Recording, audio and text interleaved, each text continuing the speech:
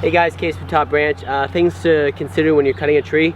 Always look at your surroundings, see what's around there, make sure there's no, like there's equipment over there, if there's a bank, if there's houses or whatever. So first thing I do is look around, see what's around, also see the tree, look at the tree, see what lean we have where, plus walk around it, make sure there's no hollow spots, no holes or anything like that. This guy's got a lot of lean, it's super open, so I'm actually just gonna do my face cut, come in through the back side, and the tree's just gonna fall right over. And we're gonna show you how to make that happen.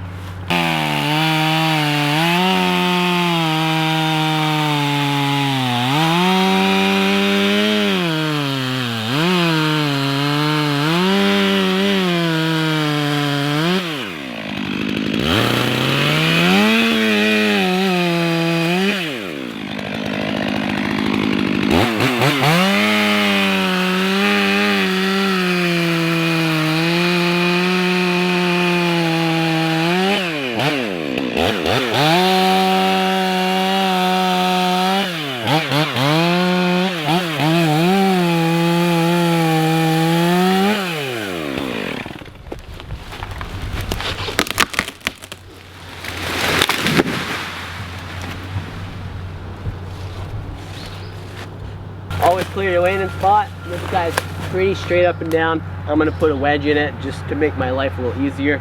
And I got my wedge boy behind me, and he can drive it. When you're doing your face cut, make sure your face cut is the bottom of it is perpendicular to the axis of the tree.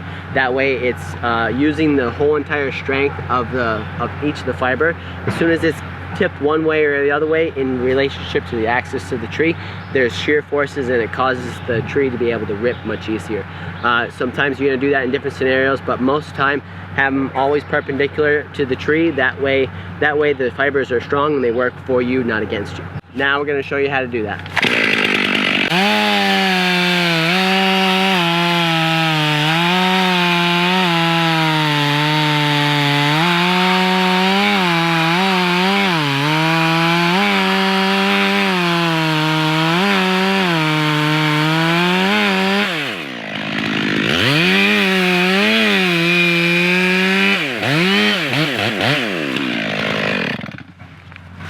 See, there's a curve to this tree right now, so I ended up putting just a little bit of a tip to my face cut here to make up for that curve that's happening right now. So it's okay if it's kind of weird, if it is weird in relationship to the ground. We don't care about that. We want it so that way it's perpendicular to this portion of the tree, even though the tree is basically vertical.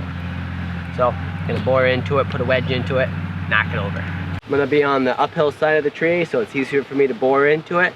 Ryan's gonna put a wedge in it, and then we're gonna tip this tree over.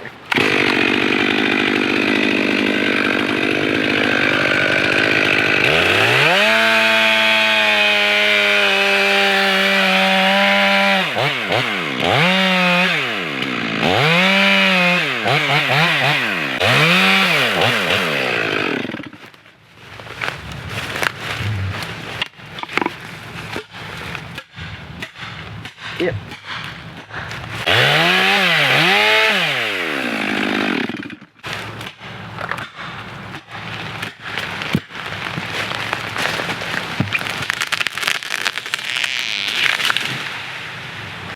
Just like that, it's kind of how it's done. Basically, keeping the two cuts really parallel is always key.